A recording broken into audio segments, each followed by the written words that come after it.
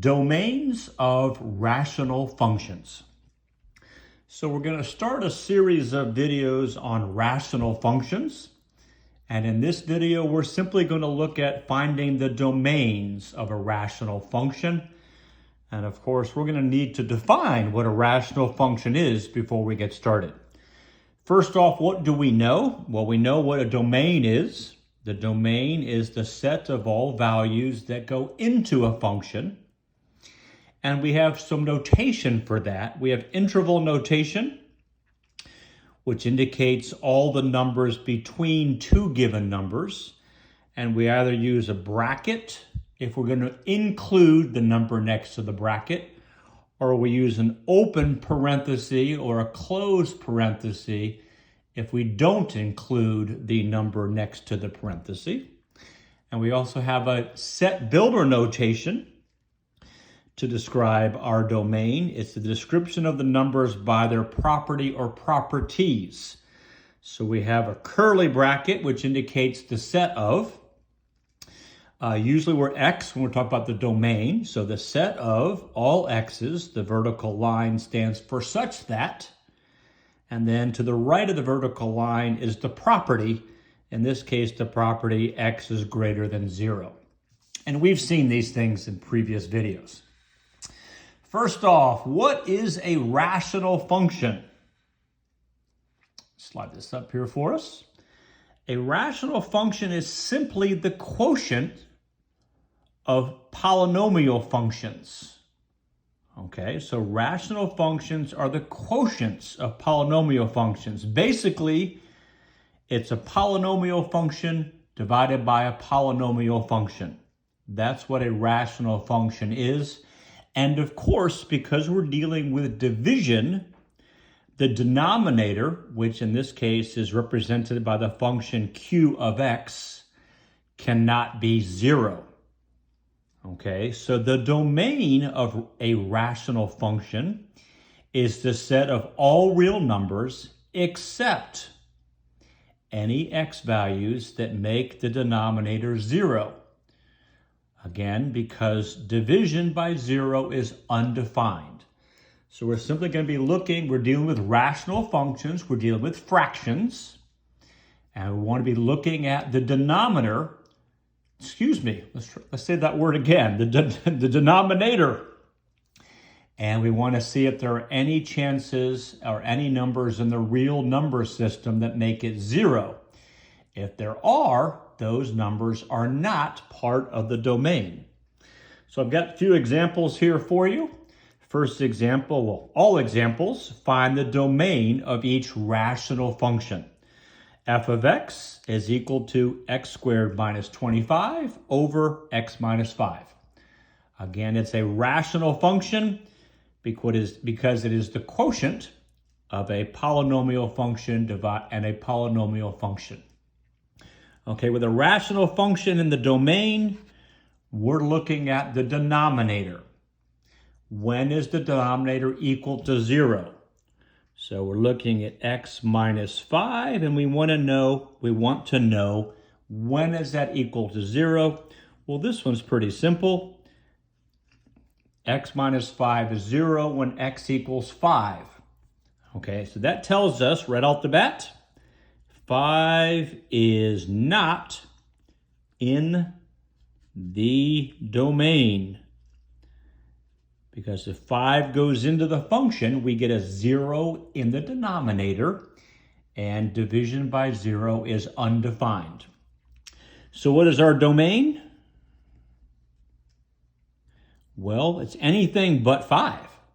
Okay, so our domain in interval notation says we can go from negative infinity up to 5, but we can't include 5, so we're going to put a parenthesis next to that. And then we can start at 5, not including 5, and go all the way up to positive infinity. So that's our interval notation right there. In set builder notation, it is the set of all x's such that x is not equal to 5. And we use curly brackets to indicate that. in set builder notation. Okay, so we are focusing on denominators with domains of rational functions. Let's take a look at a couple more examples. Again, we're just working to find the domain. Okay, so example B here. Okay, focus on the domain, focus on the denominator. When is the denominator equal to 5?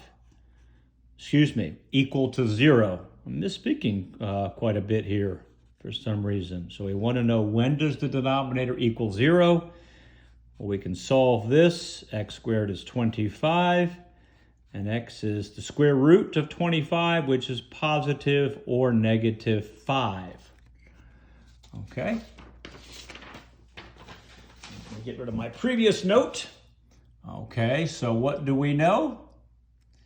We know that 5 and negative 5, I'll write it down as positive 5 and negative 5 are not in the domain. Because when those two numbers go into this function, it results in a 0 denominator, and 0 dividing by 0 is not defined. So what is our domain? In interval notation, we can go all the way from negative infinity up to negative 5. We can't include negative 5. And we can combine that with the numbers between negative 5 and 5. Again, not including positive 5. And we can combine that with the numbers between 5 and positive infinity. So this interval notation says we're not including negative 5 and we're not including 5, but every other number in the real number system can be part of the domain. In set builder notation, the set of all x's such that x cannot be negative 5, and then and or comma, x cannot be 5. So the set of all x's such that x is not equal to negative 5 and x is not equal to 5. Okay, the third example down here is slightly unique, if that's even a proper term. Okay, again, we're looking at the denominator. When the denominator is 0, we have problems. We're limiting our domain. So let's check our denominator. When is x squared plus 25 equal to 0? Well, those that are quick will notice that this is never going to happen. There's no way to take a number in the real number system and square it, because you're going to get a positive, and then add to it a positive plus a positive will never be 0.